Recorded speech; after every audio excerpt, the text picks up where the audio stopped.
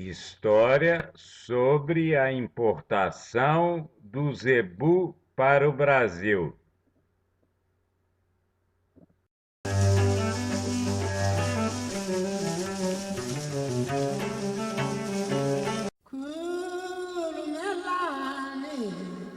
Khulumelani kami wathola amagama abanye abantu yini kodwa yini siyakukhuza awubheke manje sebeyakuhleka but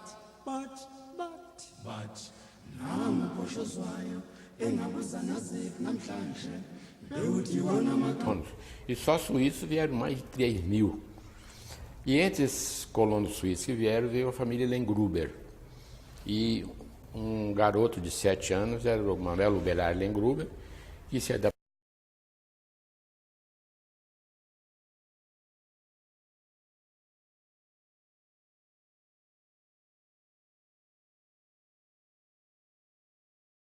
E a vaca era Vitória e a Golconda e 2 touros.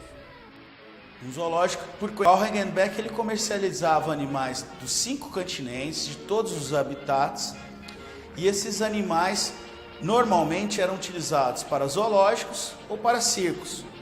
Tá? Ele se tornou famoso por criar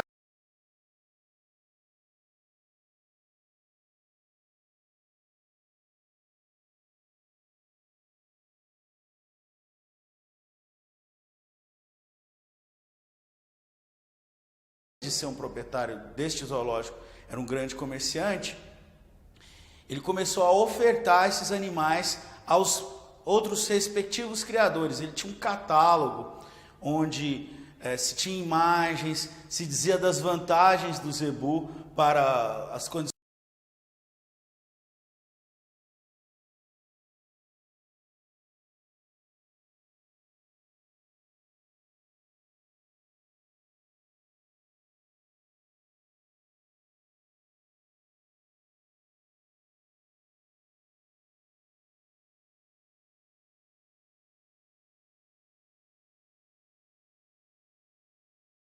E aqui em Uberaba, José Caetano Borges havia adquirido aquele touro em 1879, adquiriu o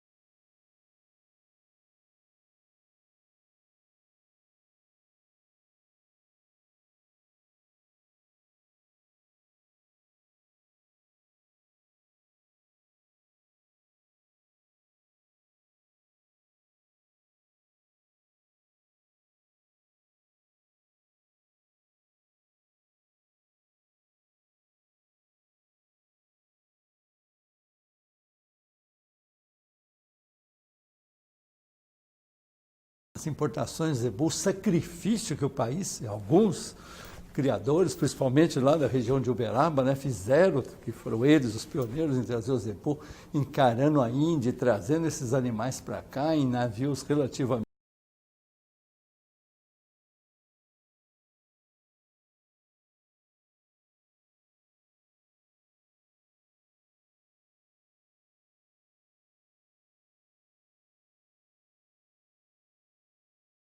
E deu certo.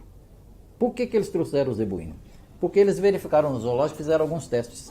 O zebuíno permitia colocar uma focinheira ou qualquer coisa, uma corda, e permitia um manejo de vai para frente e vem para trás. Ora, os gados taurinos até hoje não vão.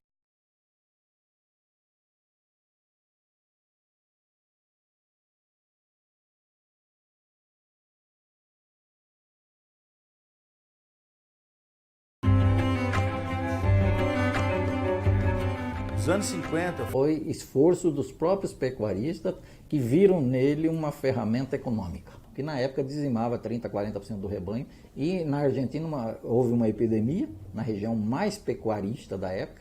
A Argentina era um paraíso de produção de carne e que afetou quase 80%. A partir de 1919, com a criação da sociedade Herd Book Zebu. Essa sociedade tinha como princípio organizar os criadores locais em torno de um registro genealógico.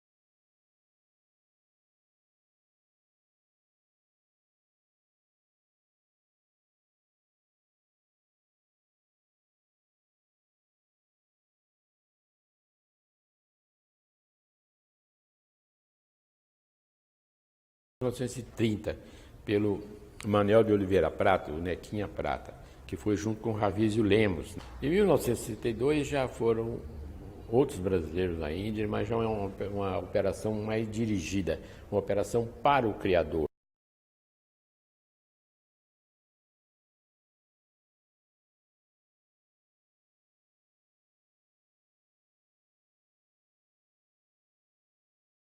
Ela se dá com mais força, mais veemência.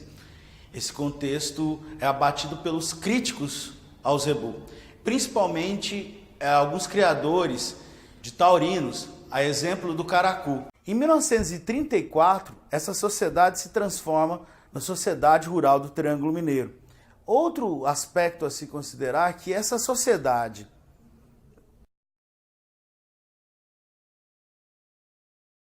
Outro ponto a se considerar é o próprio Ministério da Agricultura, que pensava que poderia haver uma série de incidências de doenças advindas da Ásia.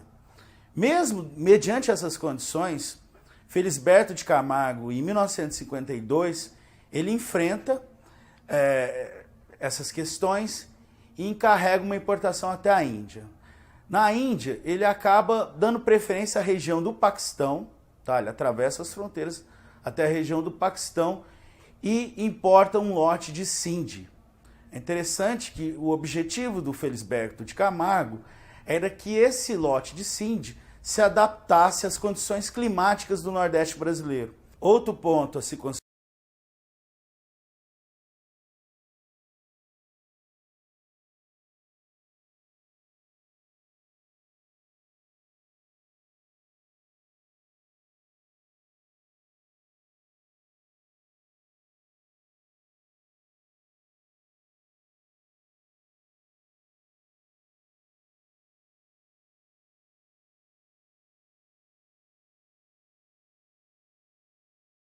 E é quando essas cháteis estavam prestes a ser capturadas pela Marinha, ele entrou no governo, no território boliviano e desembarcou o gado lá na Bolívia. Logo que o gado desembarcasse, aprendesse e matasse todos os animais. Então eles ficaram esperando os animais para eliminar. E depois ele trouxe um gado giro, que assemelhava ao gado dele, e ficou na margem brasileira. E uma noite ele deu uma festa para os soldados bolivianos e quando todo mundo estava embriagado, ele embarcou o gado numa chata.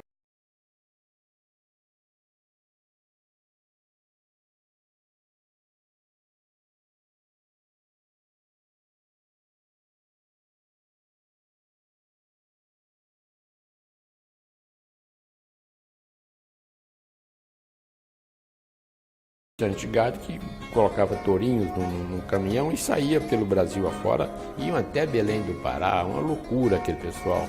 Houve um criador aqui, que o Marmel Miranda, ele levou 200 touros para vender no Rio Grande. E assim fomos para Recife, para todo lado. Então os grandes divulgadores e disseminadores do zebu no Brasil procurando lugar para vender esse gado.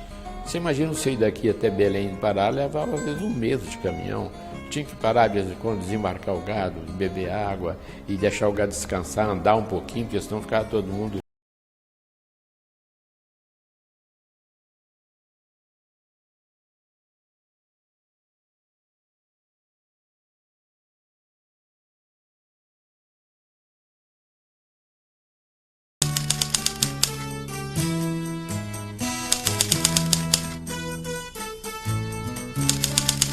senhor Ildefonso, de fazer essa viagem em 1958. Ildefonso percorre uma série de regiões na Índia, procurando o que havia de melhor do gado gir, e teve notícia que na região de Jasdan havia um gado muito bom, um gado milenar com uma seleção feita pelo Marajá de Bhavnagar.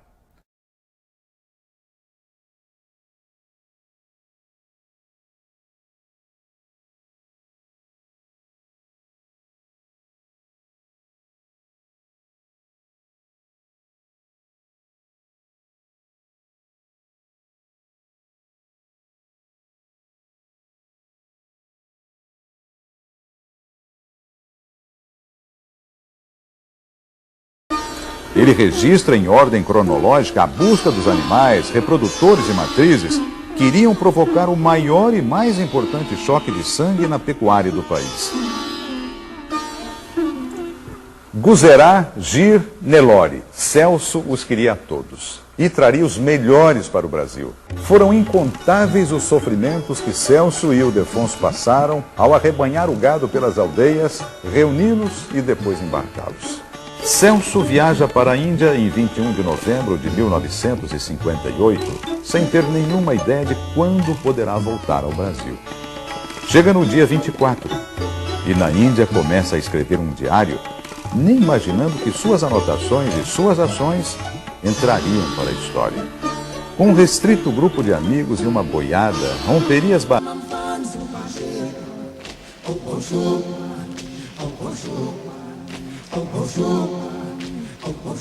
Produzidos por Celso na Índia. Depois de tanta luta, no dia 10 de janeiro de 1960, os animais finalmente foram embarcados lá do outro lado do mundo, em Madras, no Golfo Pérsico, aproando o sul, contornando toda a costa da Índia, entrando no Mar da Arábia, cruzando o Mar Vermelho, o Mediterrâneo, finalmente o Oceano Atlântico e aportando na Guiana Francesa. Foram 44 dias de La Mer, na Guiana Francesa, sob as piores condições. Não havia alimentação para o gado, os filhos e amigos de Celso viviam nas piores condições, mas nunca nenhum deles desanimou, apesar de todos os percalços. Ele conheceu lá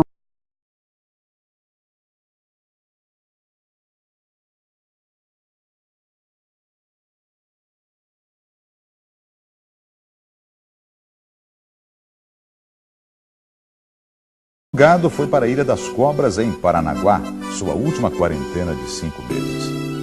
E finalmente, na véspera do Natal de 1960, chegou ao seu destino, a Fazenda Cachoeira, para começar a revolução na pecuária brasileira. Nesse dia, Celso escreveu: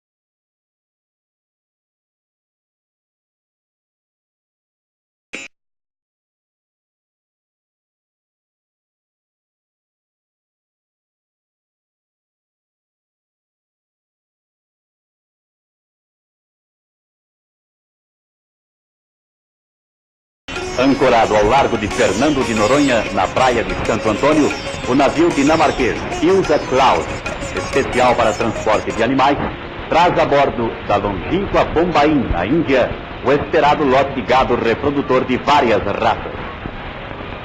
Inicia-se o desembarque do gado para o ferry boat, após acurado exame procedido pelos veterinários brasileiros. Estes animais fizeram uma exaustiva viagem de 46 dias, depois de uma quarentena de 60 dias em território indiano, na estação de Kelba House. O lote conta com 116 cabeças entre bovinos, bufalinos e caprinos, todos reprodutores de excelente estirpe que irão apurar o plantel paranaense, dentro em breve, aliás, o melhor e mais apurado com a sua população bovina em todo o mundo.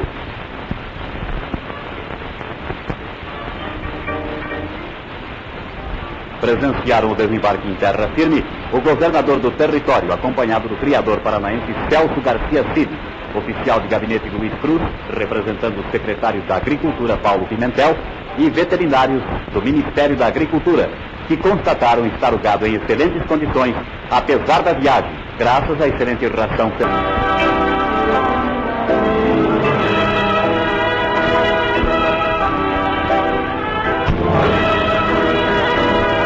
Ao anoitecer, o ministro da Agricultura, Sr. Renato Costa Lima, observou pessoalmente e com grande interesse os espécimes adquiridos para o governo do Paraná pelo Sr. Celso Garcia Cid, maior criador brasileiro de gado, e que servirão para incrementar a campanha Alimentos para o Brasil, lançada pelo governador Ney Braga através da Secretaria da Agricultura.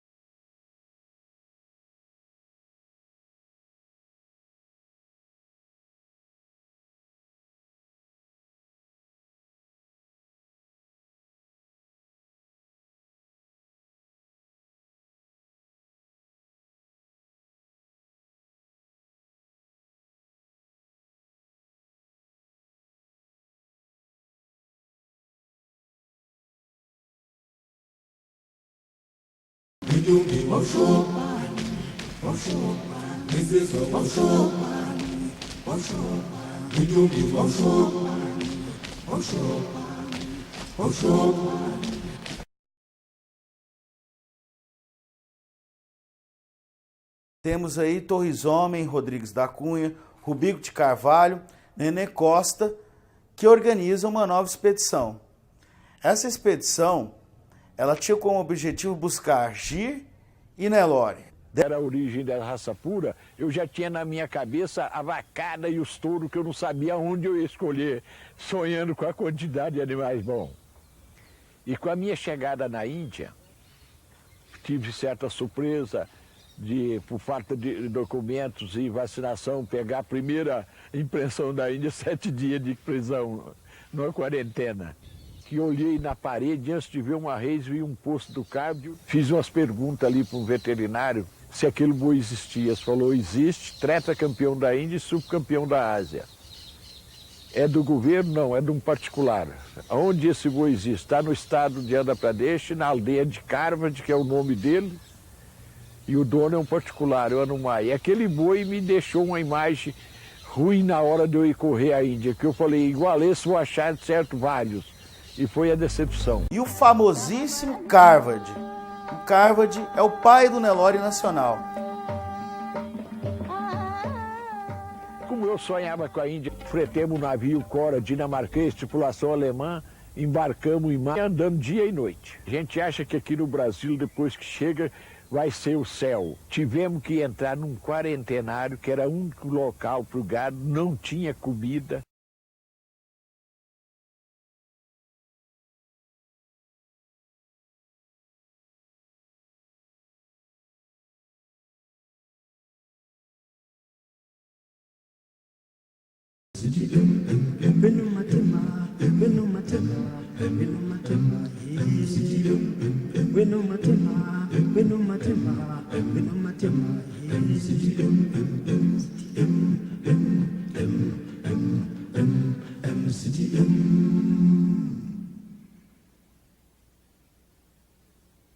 Hey baby, hey beautiful girl, sing. Hey baby, hey.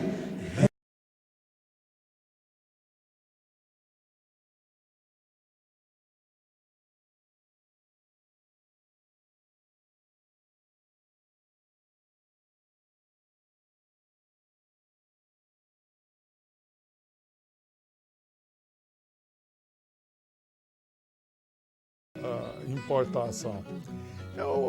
Houve um...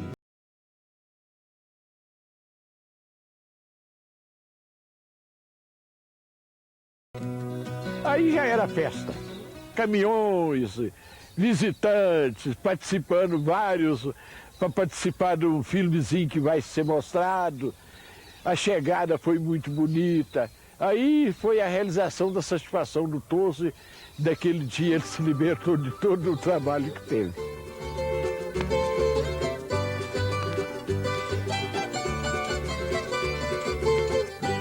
A mamãe gostava desse negócio, porque houve muita oposição. E ela gostava de dar o troco. Arranjou banda de música, foguete, para receber o galo lá. Foi uma recepção como de um rei. Para nós foi bonito, para os contrários deve ser triste. O povo não sabe o que eu passei na Índia. Eu, um criador, fui lá para ficar 3 meses, fiquei 8. O conselho que eu dou, por exemplo, aí há 2 conselhos. Um para gado fino, que eles continuem com essa gana que eles estão tendo agora, os criadores, continuar com esse mesmo empenho, não precisa mais nada do que isso, é continuar o que estão fazendo. E para os criadores de gado de corte, que eles procurem comprar animais testados, ou de criadores testados para pôr os reprodutores do gado deles, porque a melhora é absurda. O cara tinha peso, beleza, característica, dentro do nosso padrão. Às vezes até podia não ser o padrão indiano, mas dentro do nosso padrão, o cara era o tipo padrão que nós achávamos. E com um peso enorme, ossatura pesada. Era o boi ideal para nós. Como foi o boi ideal? O que mais você quer, sabe? Esses 2 animais que apresenta Casamo e Padu, esse touro é o Golia, o campeão de peso da Índia. Esse touro que se apresenta agora é o grande cabre no grupo de vacas importadas da Índia. Essa vaca que se passa na frente é a choca, essa segunda vaca é a andra. Esta vaca que está correndo é a ganta. Esta em seguida é a maranhão. Essa novilha é a magal, não foi compra, foi nascida na Índia.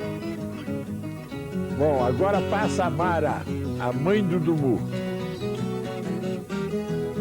Está passando a Grinda, em seguida a Chintaladevi e a Casana. Agora nós vemos a Meca. Esta é a Sanoba, a mãe do Evaru. Esta é a Gunã. Esta é a Eri.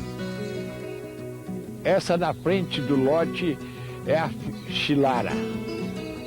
Esses animais são os animais mais importantes da importação, Carvide e Langri. E Langri é que deu Schumacher. E Andra, porque a Andra é das boas, hein?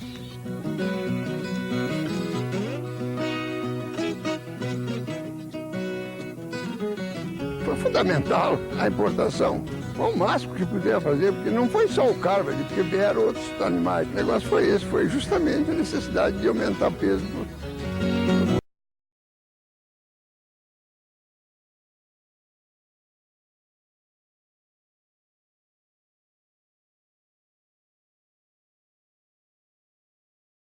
Tão representativa dos criadores de zebu no Brasil, em 1967, ela vai receber o nome de ABCZ, Associação Brasileira de Criadores de Zebu.